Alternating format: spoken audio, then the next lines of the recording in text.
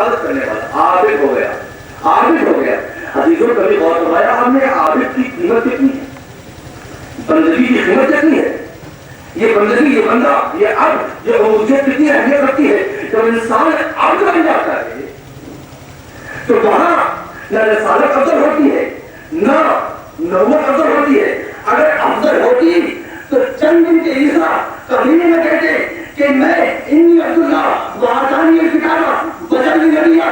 دلیل فضیلت عبودیت انسانی یہ ہے کہ چند دن کا سی ہے، نبوت کا اعلان بعد میں کیا، عبودیت کا اعلان پہلے کیا۔ اس کی دلیل یہ ہے کہ عبودیت منزل افضل یہ کرتی ہے، اس کے بعد کی منزل یہ ہے کہ انسان کو بنسا عطا کیا جائے۔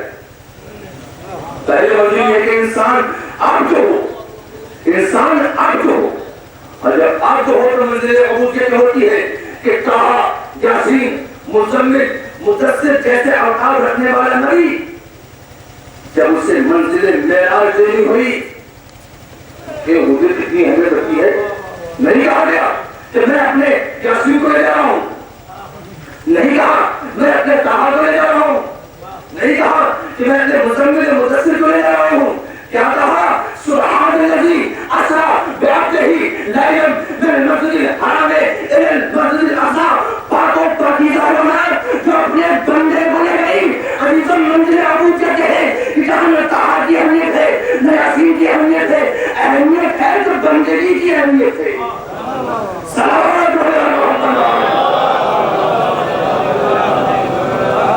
یہ اہمیت بندگی ہے کہ تشہد میں فرمائے اشہد ان لا الہ الا اللہ، اس کے بعد کی گفتگو جہاں اللہ کی الوہیت بیان کی گئی اس کا اللہ شریک کا کام گیا، گفتگو آئی محمد کے سلسلے سے۔ واشہد ان محمدً کیا آتا ہے؟ رسول رہنے آتا ہے، نبی رہنے آتا ہے، عبدہ محمد جو اس کا عبد ہے۔ پہلے منزل عبودیت ہے، اس کے بعد منزل منصبیت ہے۔ معلوم یہ ہوا بندگی افضل ہے، منصبیت ہے، منصبیت ہے کہ پہلے عبد تو بن جاؤ، پہلے عبد تو بن کے بناؤ۔ عبد بن جاؤ گے تو ہم تمہیں نبی بنا دیں گے، ہم تمہیں رسول بھی بنا دیں گے۔ پہلے بندے تو بنو، اور جب بندے بن گئے تو کہیں ایسے بندے نہ بن جانا کہ لالچی بن جاؤ، ایسے بندے نہ بن جانا کہ غلام بن جاؤ۔ کیسے بندگی ہونی چاہیے؟ مقصد عبودیت انسانی یہ ہے کہ کیسی بندگی ہو تو بندگی ایسی ہو۔ مولا امیر المومنین علی ابن ابی طالب کہ انسان تجھے لالچی نہیں بننا ہے، منزل عبادت میں بھی ہم تجھے لالچی نہیں بننے دیں گے، اور منزل عبادت میں بھی ہم تمہیں کسی کا غلام بننے نہیں دیں گے۔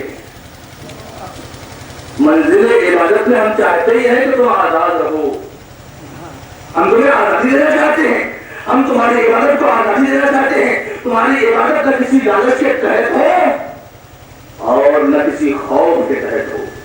کیسے؟ مولا بیان فرماتے ہیں ان قوما، تین قسم والا بیان فرماتے ہیں انسان کی عبادت کرنے والوں کی تین قسمیں، اور ہم ان تین قسموں میں ایک قسم کا افضل لے دیتے ہیں منزل عبودیت انسانی میں۔ ایک قوم کون ہے؟ ان قوما عبد اللہ رغبتاً، دنیا میں عبادت کرنے والے بہت سارے لوگ، ان تمام اوقات میں تین قسم مولانا کی ہیں جو بتاتا ہے۔ ایک اور عبادت کرنے والوں کی یہ ہے جو اللہ کی عبادت اس لیے کرتی ہے رغبتاً، اسے رغبت ہے، ایسی رغبت ہے اس سجدوں کے عوض میں جنت ملے گی، انہی سجدوں کے، انہی نمازوں کے، روزوں کے عوض میں ہوگا کیا؟ ہمیں حور ملے گی، ہمیں جنت میں رضا ملے گی، ہمیں جنت میں سلسبیل ملے گی۔ مولا بیان فرماتے ہیں دل کا عبادت التجار، یہ جو عبادت ہے یہ عبادت کمال کی صورت میں ہے، لالچ کی صورت میں ہے، اور لالچ کی صورت میں جو عبادت ہے دل کا عبادت التجار، یہ عبادت تاجروں کی ہے، یہ بزنس مین کی عبادت ہے جو کوئی کام کرتا ہے تو اس کے بدلے میں کچھ چاہتا ہے، کچھ بیچتا ہے تو اس کے بدلے میں کچھ چاہتا ہے کہ اس پیسے کی، اس کے بدلے میں کوئی قلم بیچ رہا ہے تو چاہتا ہے کہ اس قلم کے بدلے میں کچھ پیسہ ملے۔ اس کی تعریف نہیں کی مولانا نے، آگے بڑھ گئے، آگے بڑھ کے آواز ان قوما قوم وہ ہے جو اللہ کی عبادت اس لیے کرتی ہے تو اسے خوف ہے کہ کہیں جہنم کی آگ میں جھونک نہ دیا جائے. ہم سے مطالبہ ہے کیسے بندے بنو گے, کیسے بندگی کرنی ہے تمہیں. ایک وہ ہے جو تجارت کرتے ہیں اللہ سے, سجدے کرتے ہیں, چاہتے ہیں کہ جنت مل جائے, سبھی مل جائے, پورے مل جائیں, میلے مل جائیں. ایک وہ ہے جو رغبتاً ڈر سے کر رہے ہیں, نہیں کریں گے تو جہنم میں ڈوب دیے جائیں گے. مولا جان فرماتے ہیں دل کا عبادت العبید, یہ تو ان کی عبادت ہے جو غلام ہے, جو غلاموں کی عبادت ہے. مولا یہاں بھی رہو گے, آگے بولے حضرت ان قوم عبد اللہ, ان قوم عبد اللہ, ایک قوم وہ ہے جو اللہ کی عبادت کرتی ہے. کیوں؟ اس لیے کرتی ہے کہ لائق عبادت ہے, وہ لائق عبادت ہے. جب وہ لائق عبادت ہے تو مولا رکے نہیں. ہماری تین عبادت الاذان, یہ آزاد لوگوں کی عبادت ہے. بڑھیا افضل عبادت جو عبادت ہے جو تمام عبادتوں میں افضل ترین عبادت ہے.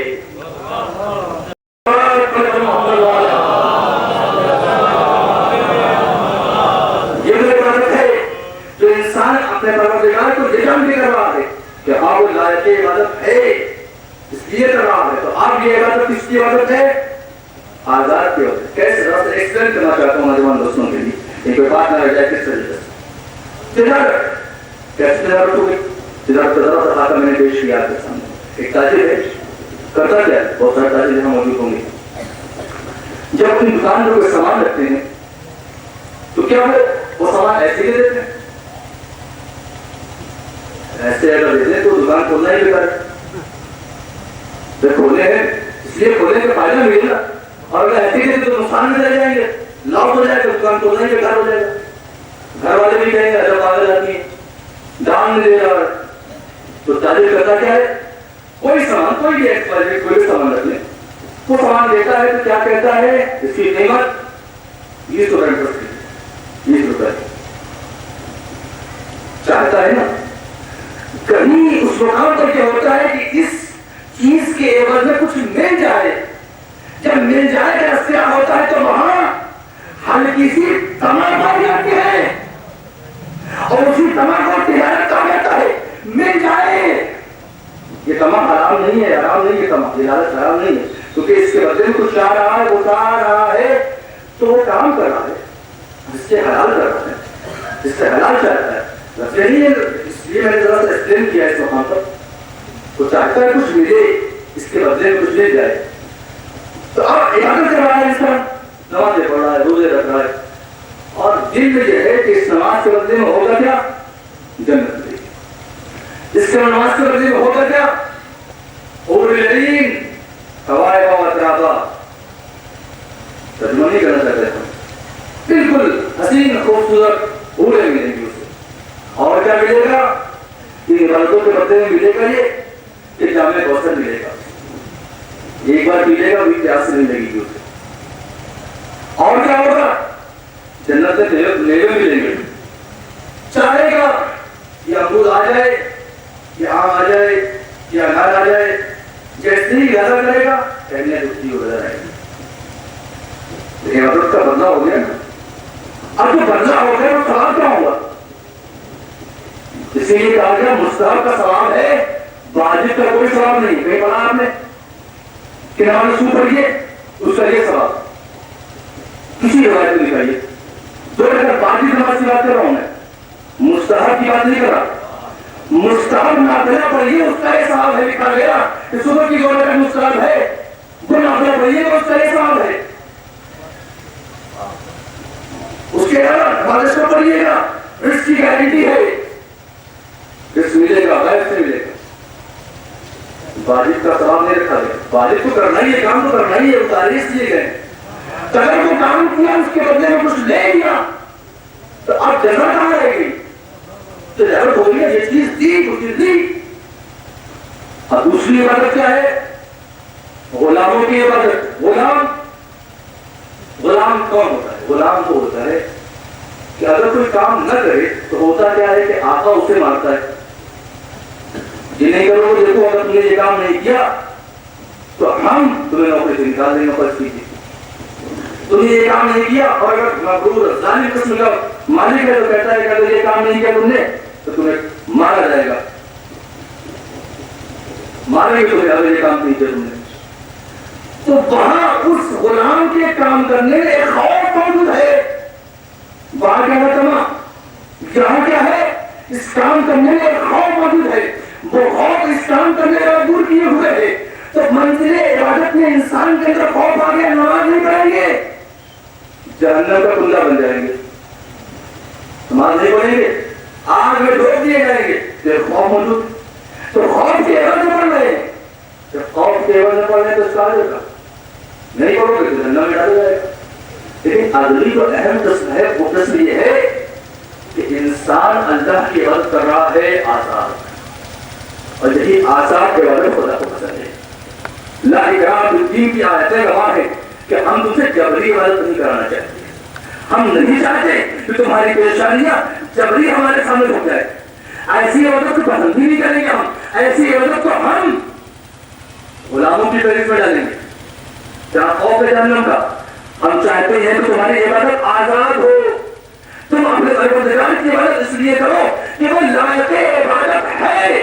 اگر بارش نہ کرتا، بس یہاں کیونکہ بارش کے موسم بھی آنے والا ہے اور کافی لیٹ بھی ہو گیا ہے، بارگاہ الہی میں جس کے بعد دعا بھی کریں گے انشاءاللہ. تو اگر بارش نہ کرے، بارش نہ برسائے، زمین سے دانے نہ ہوئے، انسان کھائے گا کیا؟ جب کھائے گا نہیں تو ہوگا کیا؟ اس کی حیات لقمہ اجل میں ہو جائے گی، مر جائے گا انسان. تو عزیزوں، پروردگار عالم اتنی نعمتیں دے رہا ہے، اتنی نعمتیں دے رہا ہے، کبھی بارش کے ذریعے سے، کبھی ہوا کے ذریعے سے، کبھی ماں باپ کے ذریعے سے. ان نعمتوں کے عوض میں اس نے چند فروعات کا مطالبہ کیا ہے. اور اگر انسان آزادی رفتار کے ساتھ اللہ کی عبادت نہ کرے تو کتنا بدبخت ہے انسان. اپنے اللہ کو تو مان رہا ہے لیکن اس کی بندگی کرتا ہوا نہیں آتا. تو بدبخت ہے وہ انسان جو اللہ کو مانے، اس کی بندگی نہ کرے. اور نیک وقت ہے وہ جو اپنے اللہ کو مانے بھی اور اس کی بندگی بھی کرتا ہوا نظر آئے.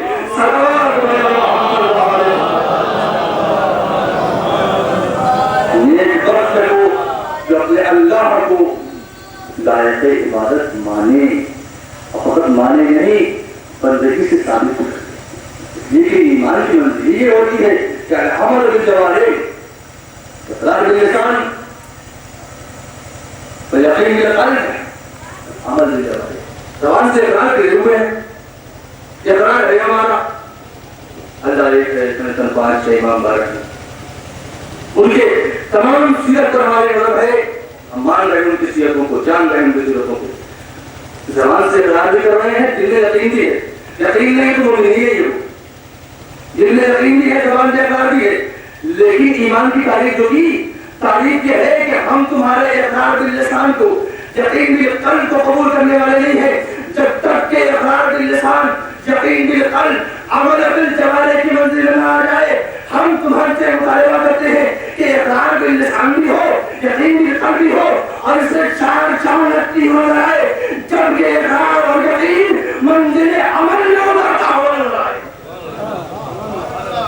اور جب منزل عمل میں نہیں ہوگا تو لاکھ اقرار کرتے رہیں، لاکھ کہتے رہیں، لاکھ مانتے رہیں، ہوگا وہی کہ زبان سے اقرار تو ہوگا، کہیں عبادت لالچ میں ہوگی، کہیں عبادت خوف میں ہوگی. لیکن اللہ ہم سے عبادت جبری نہیں کرنا چاہتا، وہ اپنی بندگی کرانا چاہتا ہے، اس لیے کہ وہ لائق عبادت ہے. جبھی تو مولا متقیان علی ابن ابی طالب سچے پروردگار ما عبدتک خوفا من النار. پروردگار میں نے تیری عبادت اس لیے نہیں کی کہ تو مجھے جہنم میں ڈال دے گا، جہنم کے خوف سے تیری عبادت کر رہا ہوں.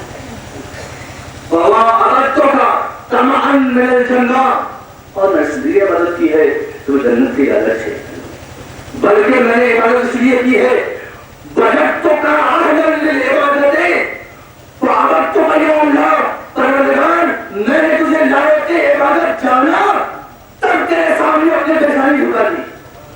ابھی لوگ اور فرمایا کسی اور کی پیشانی نہیں ہے پریشانی نہیں ہے، ان کی پریشانی ہے جن کو لوگ خدا کہہ رہے ہیں. چھوٹے چھوٹے منصب پہ لوگ خوش ہو جایا کرتے ہیں، چھوٹے چھوٹے منصب میں جانے میں انسان پکڑتا ہوا نظر آتا ہے. اتنا بڑا منصب دے رہی پوری قوم. آپ خدا ہیں ہمارے، آپ اللہ ہیں ہمارے، آپ اللہ ہیں ہمارے، لیکن وہ پروردگار عالم کا بندہ کہتا ہے ہم خدا نہیں ہے. دیکھو ہم کو اگر خدا کہہ رہے ہو ہماری صفات کو دیکھ کر تو ذرا غور کرو. جن صفات کا ہمیں بندہ علی اتنا عظیم ہے تو اسے خدا کہہ رہے ہو.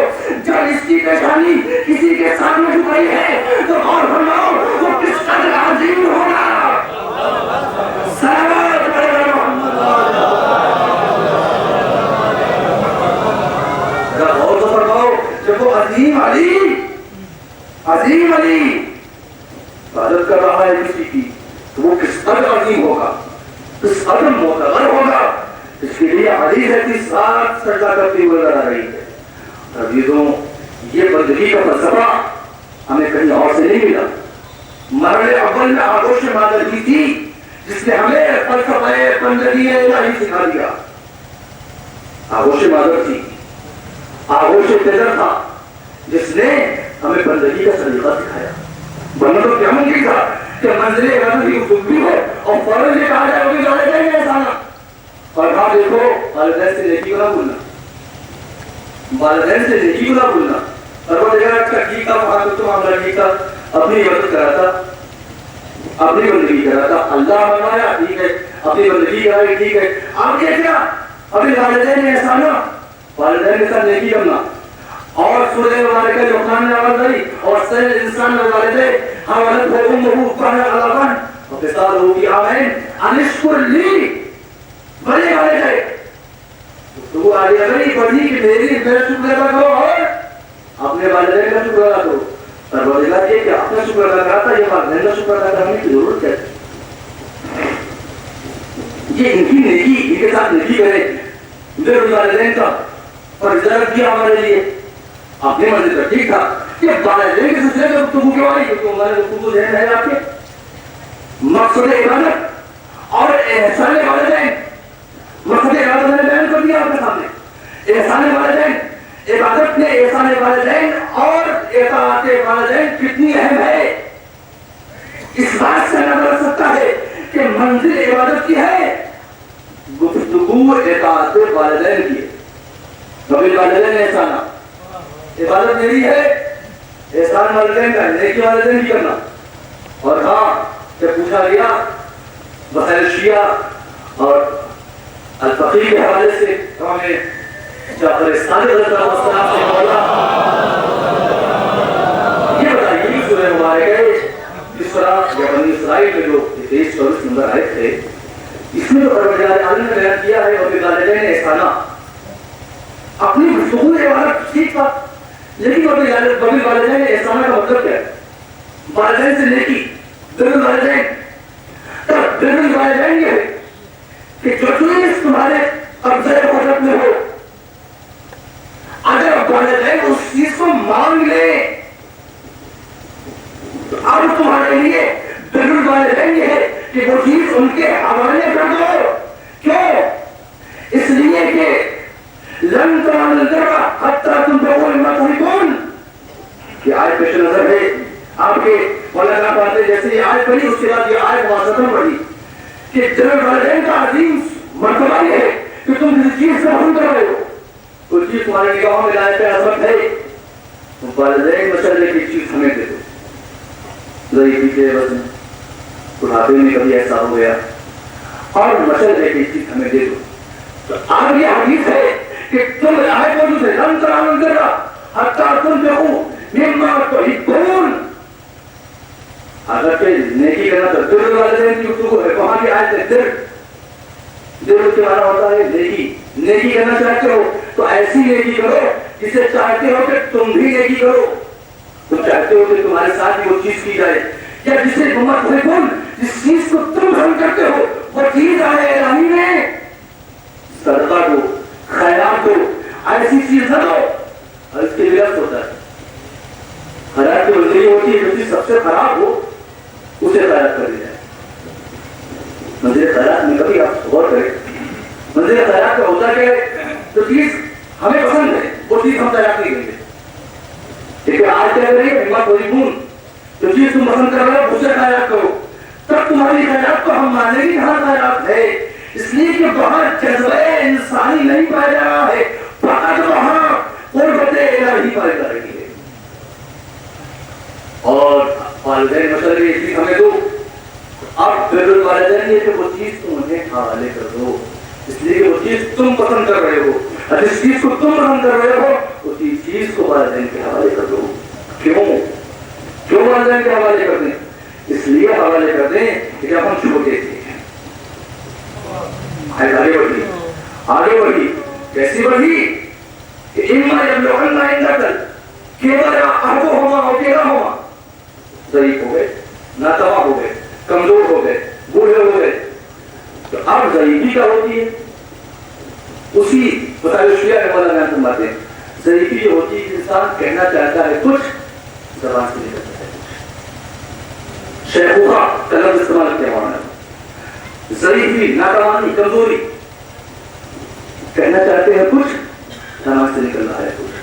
کسی چیز سے مشرقے بچوں کی طرح ایک اور بات کے بعد لوگوں کو یہی چیز چاہیے ہمیں, جیسے بعض چھوٹے بچے بچل جاتے ہیں. اسی لیے کہا جاتا ہے کہ بوڑھا اور بچہ برابر ہوتا ہے.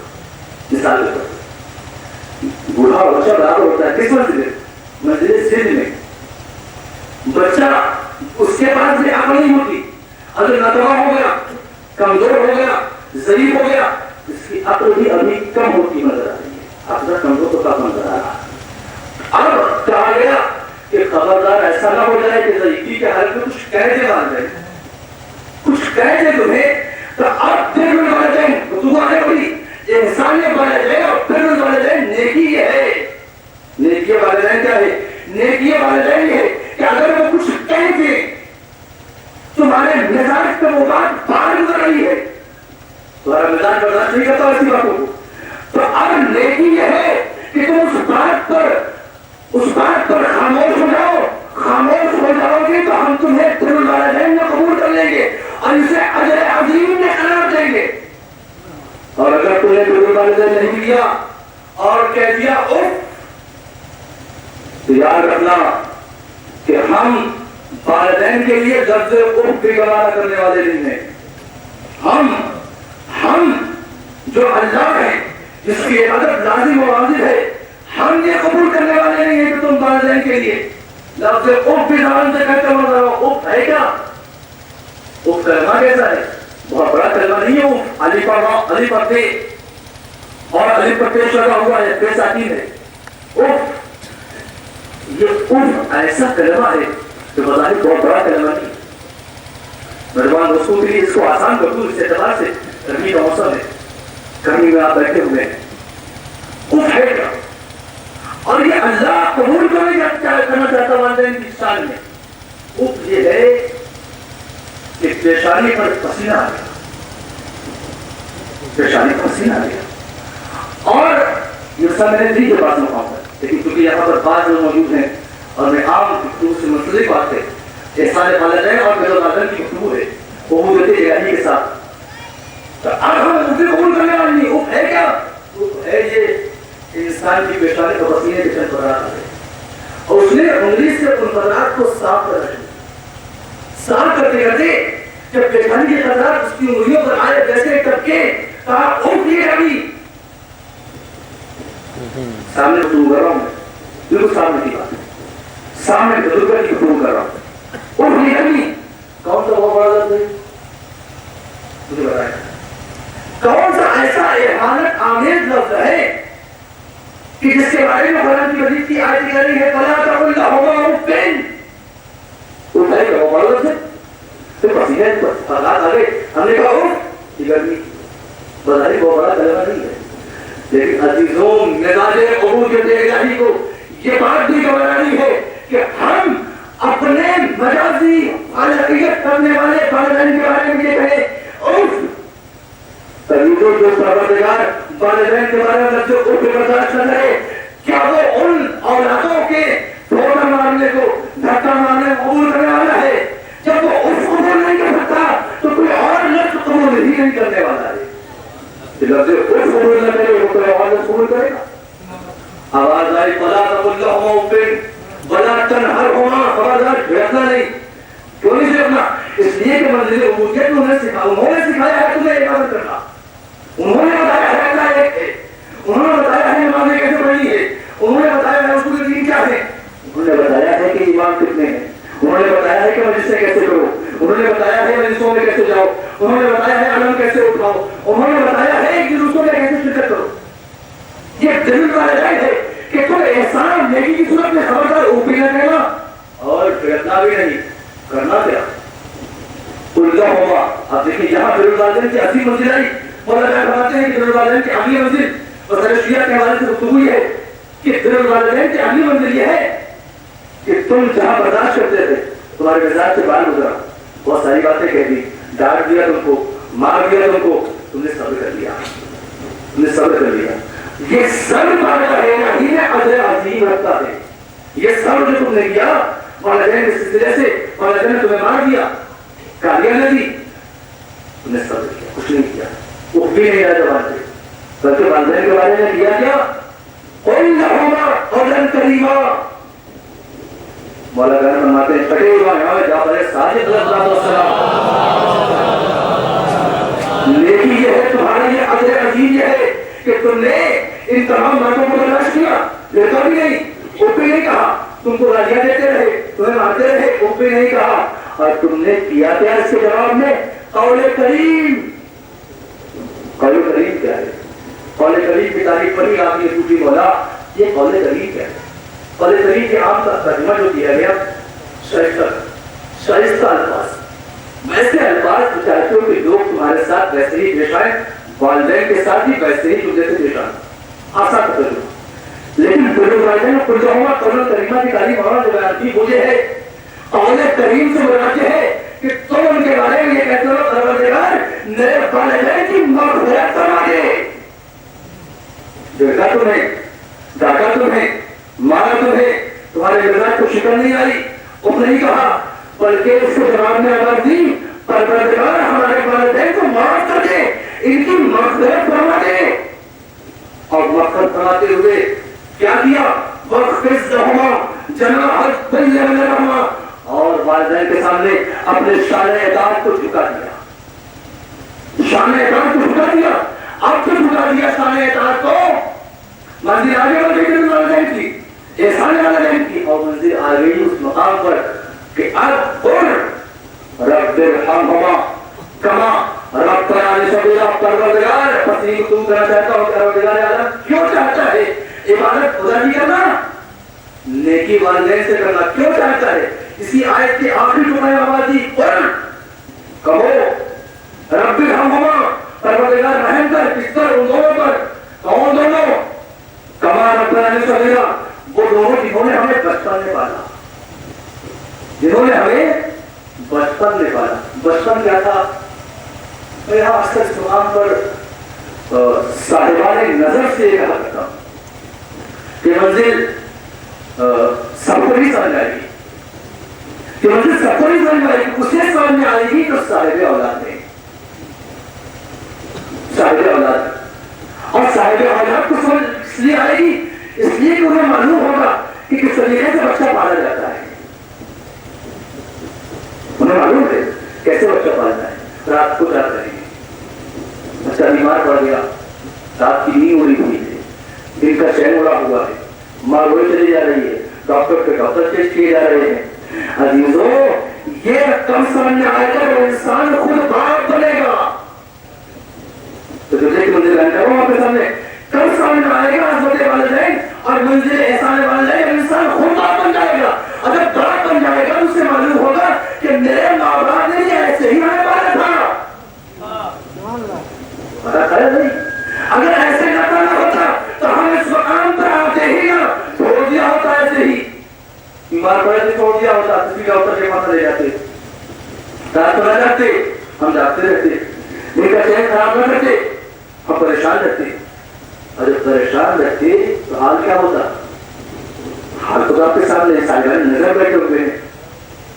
عزیزوں پروردگار عالم نے اسی لیے وہاں آخری جملے میں خالقیت کی گفتگو نہیں کی، رازقیت کی گفتگو نہیں کی، ربوبیت کی گفتگو کی ہے۔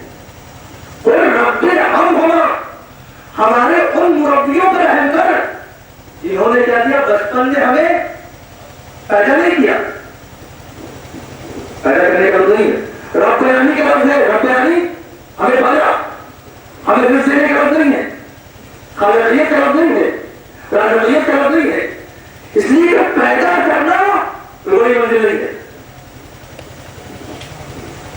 پیدا کرنا بڑی منزل، اگر بڑی منزل ہے جانور بڑا ہو جائے گا، پیدا وہ بھی کرتا ہے۔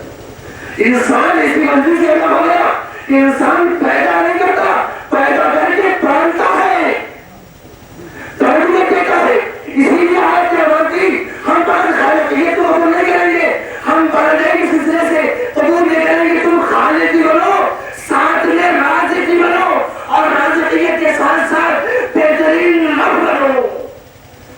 بہترین تربیتوں میں، بہترین تربیتوں میں جب انہیں تربیت نہیں ہوگی، یہاں پر ایک سوال کا جواب دینا چاہتا ہوں میں۔ اگر کوئی ماں باپ یہ کہے کہ بچہ ہماری خدمت نہیں کرتا، بچے کی غلطی ہے اس مقام پر، میں اس غلطی کو نہیں کرتا، لیکن کہیں تربیت میں کمی تو نہیں ہوئی، کہیں کسی مقام پر تربیت میں کمی تو نہیں ہو گئی؟ اگر کمی ہو گئی ہے تو اس کے معنی یہ ہے، اس لیے کہ حدیث میں کہا گیا ہے، حدیث یہ ہے کہ جیسا تم اپنے والدین کے ساتھ کرو گے، حدیث رسول اللہ صلی اللہ علیہ وآلہ وسلم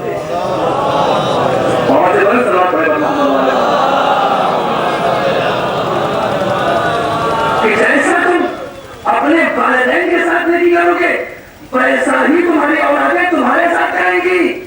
اس لیے کہ بچے اپنے ماں باپ سے تربیت سیکھتے ہیں۔ جب انہوں نے دیکھا کہ باپ ہمارے دادا کے ساتھ جو سلوک کرتا رہا، حدیث میں ہے، اور حدیث میں ہے تو پھر یہ دنیا جب بازار ساتھ دے، اس ہاتھ لے، جیسا ماں باپ کے ساتھ کیا ہے یاد رکھنا، ویسا ہی اولادیں تمہارے ساتھ بھی کرے گی۔ تو اگر اچھا چاہتے ہو تو اچھا سلوک کرو، برا چاہتے ہو تو برا سلوک کرو۔ اگر نیکی چاہتے ہو اور بچوں کو سلوک دے تو والدین کے ساتھ نیکی کرو، اور اگر بدی چاہتے ہو تو والدین کے ساتھ بدی کرو۔ وہ ہے دنیا جب بازار ساتھ دے، اس ہاتھ دے، بچے والدین سے سیکھتے ہیں، منزل تربیت میں سکھاؤ کیسے رہنا ہے، اور جب سکھا دو گے تو اب گفتگو مکمل ہوگی، اب گفتگو مکمل ہوگی، آواز آئے گی کہ میں نے کیوں یہ کہا کہ انشکر لی، کوئی لقمان کیا ہے، انشکر لی بڑے والوں کے عبادت نہیں کرو، احسان والدین کا، نیکی والدین کی، شکریہ میرا نہ کرو، فوراً واضح انشکر لی بڑے والدین، میرا شکریہ اور اپنے والدین کا شکریہ کیوں کرتے ہیں؟ اس لیے کہ عربی زبان میں مقولہ ہے، من لم یشکر العباد لم یشکر الخالق، جو بندے کا شکر گزار نہیں ہو سکتا اپنے رب کا شکر گزار کیا ہوگا؟ مولا اسی مقام پر پروردگار عالم بیان فرما رہا ہے ائمہ تعلیم کے حوالے سے کہ ہم چاہتے ہیں کہ تم اپنے والدین جو مجازی ربوبیت کرتے ہیں ان کا شکریہ ادا کرو، اس شکر کے ذریعے سے ہم تمہیں آزمانا چاہتے ہیں کہ تم مجازی ربوبیت کرنے والے اپنے والدین کا شکر گزار ہو، شکریہ ادا کرو یا نہیں؟ اگر تم ان کا شکر گزار ہو تو تمہارے اندر کس بات پائی جا رہی ہے کہ تم اپنے رب کا شکریہ ادا کرو گے، اور اگر کہ تم اپنے والدین کا شکریہ نہیں ادا کر رہے تو تمہارے اندر وہ سکت نہیں پائی جا سکتی تو تم اپنے رب کا شکریہ ادا کرو گے۔ منزل شکر میں لازم ہے کہ انسان اپنے والدین کا شکریہ ادا کرے، انشکر لی بڑے والدین، کیوں عزیزوں؟ اس لیے کہ منزل شکر میں انسان وہ ہے، مقام وہ ہے انسان کی عبودیت کا، کہ اللہ کو ہم مان رہے ہیں لیکن بندگی کے ساتھ کرنا ہے، اور بندگی کرنا سکھائے گا، بندگی کرنا ہمیں والدین سکھائیں گے، نمازیں وہ خود پڑھیں گے ہمیں سکھائیں گے، روزے خود رکھیں گے ہمیں سکھائیں گے۔ دوبارہ کہ خود ہی نماز نہیں پڑھتے ان کے بچے کیا نماز پڑھیں گے؟ میں سیدھے طور سے انکار نہیں کر رہا، ممکن ہے بعض ایسے والدین ان کے بچے نماز پڑھ رہے ہیں، لیکن اگر وہ نماز پڑھ رہے ہیں اس کے معنی یہ ہے کہ کہیں اس مقام پر ذرا سا ان کے اندر طینت حمیت پائی جا رہی ہے، بارگاہ الہی میں عبودیت کا جذبہ پایا جا رہا ہے.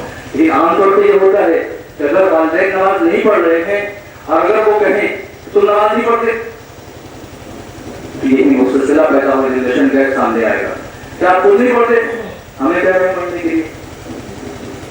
اگر مثلا اگر کوئی خود سگریٹ پی رہا ہے، وہ کہے کوئی سگریٹ نہ پیو، تو کہنے والا جواب دے گا نا خود تو کر رہے ہو سگریٹ پی رہے ہو، ہمیں منع کرو سگریٹ پینے کے لیے، پہلے خود چھوڑو تو پھر کہنا سگریٹ نہ پیو.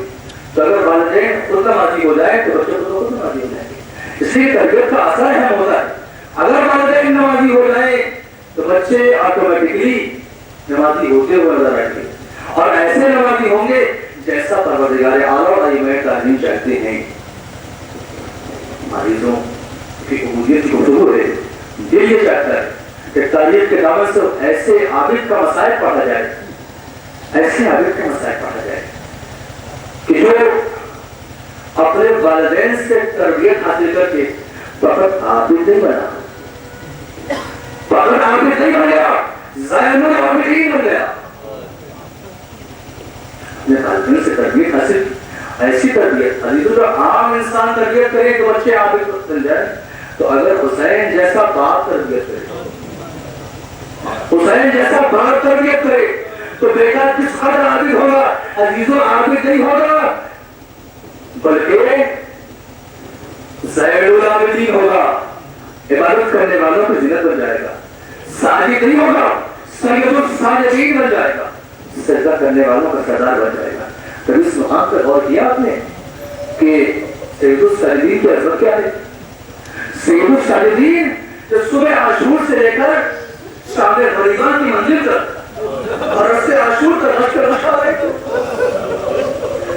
ایک مرحوم کی سارے سوال کی مجلس میں چاہتا ہوں کہ منزل عبادت سے دو عاشور ائمہ تعلیم کے حوالے سے حجہ کر دوں کی خدمت میں.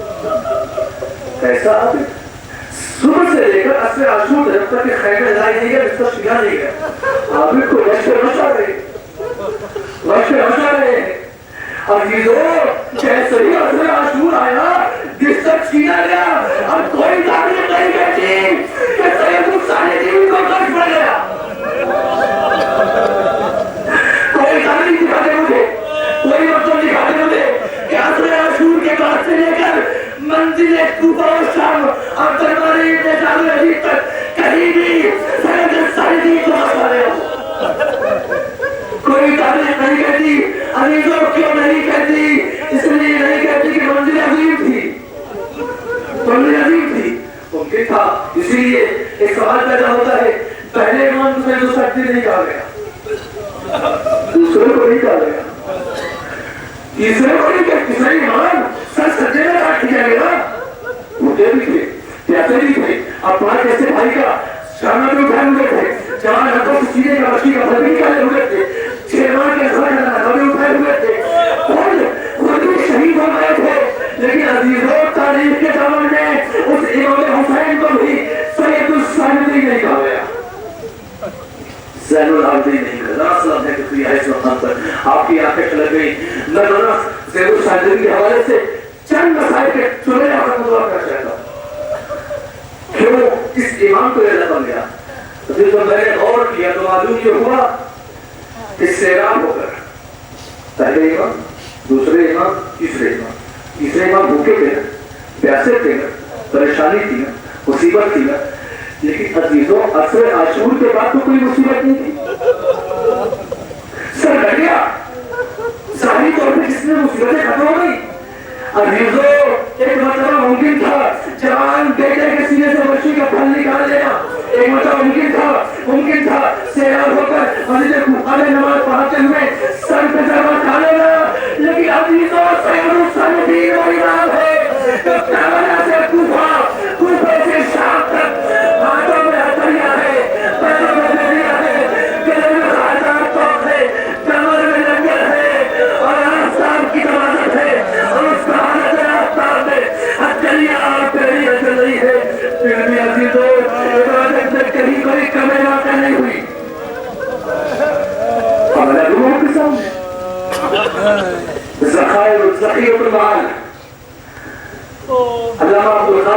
شاطری نے لکھا کہ ایسا عابد تاریخ کے دامن میں نے نہیں دیکھا.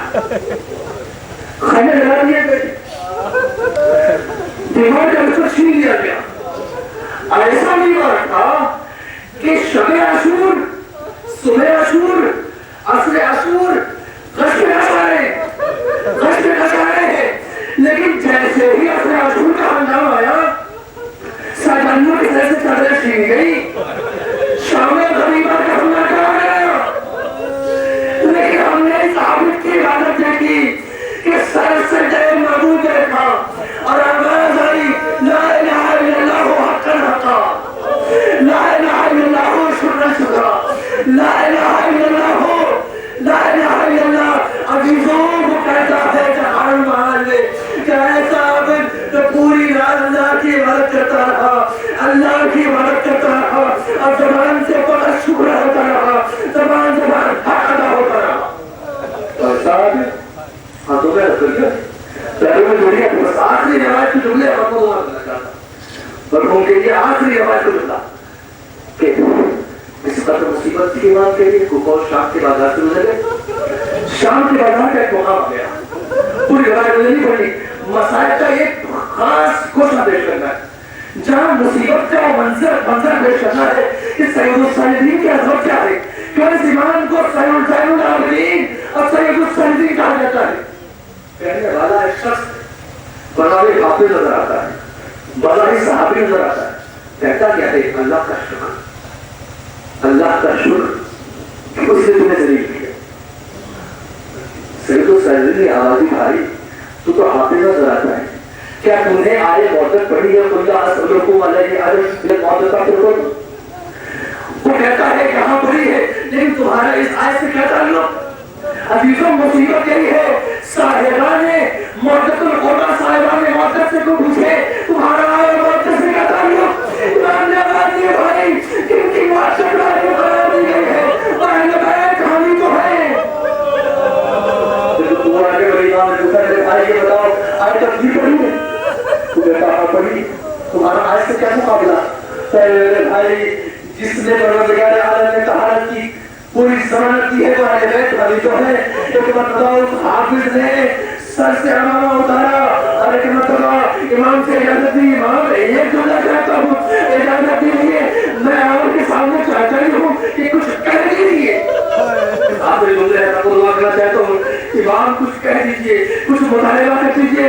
امام نے ایک جملہ کہا, کچھ نہ کہا, بس یہ کہا اے بھائی اگر ممکن ہو سکے جو ایسا کر کہ سیدانیوں کے لیے کچھ چادر کا بندوبست ہو. جو وہ حافظ گیا, وہ صاحبان ایمان گیا, بازار سے چادریں خریدی اور چادریں خرید کر آیا اور تقسیم کرنا شروع کی. امام تقسیم کر دیجیے. تقسیم شروع ہوئی, ادھر تقسیم شروع ہوئی, ادھر ظالموں نے نیزوں کی آنیوں سے سیدانیوں کی سر سے چادریں اتارنے شروع کی.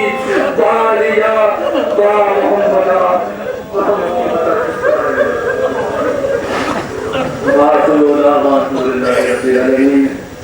وسيعلم الذين ظلموا أي منقلب ينقلبون. إلهي بحق ذكرى وبها وبنيها بالواسطة لزم العابدين عليه الصلاة والسلام کا مختصر الحمد وفي بصور اخلاص پڑھ کر حیدر مصطفیٰ مرحوم ابن یوسف حسین مرحوم کی روح کو احساس کرتے ہیں.